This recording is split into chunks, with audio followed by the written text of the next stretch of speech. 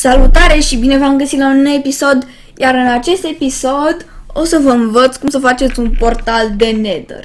Și da, știu ce o să ziceți, păi, ce un portal de Nether? What the fuck? Toată lumea știe să-l facă.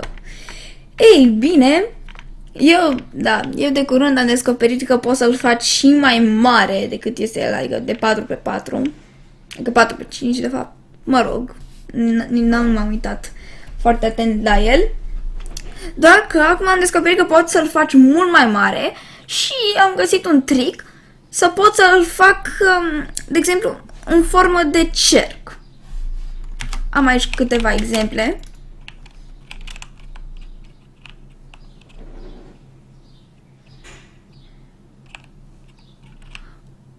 Iar acum o să vă învăț cum să-l construiți și să începem. Mai întâi faceți aici forma. Nu știu ce o să fac. O fac așa, de fapt. 1, 2, 3, 4, 5. 2, 1, 2, 3. 1, 2, 3. Așa. Acum o să facem iarăși 1, 2, 1, 2, 2, 3. Bun, am făcut un cerc. Iar acum, dacă o să-l aprindem, nu iese portal de Nether. De ce? Pentru că eu v-am spus că este un trick, deci nu merge așa.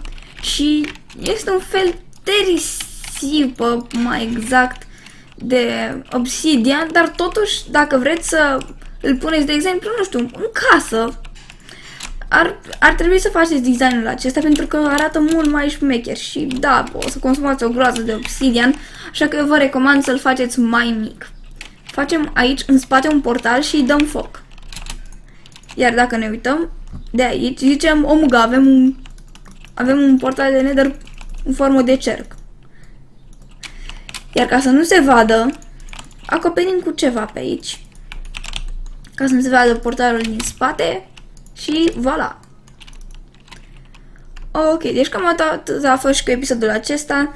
Dacă v-a plăcut, nu uitați să dați un like, un share și un subscribe dacă vreți să vedeți mai multe tutoriale. Până data viitoare, la revedere!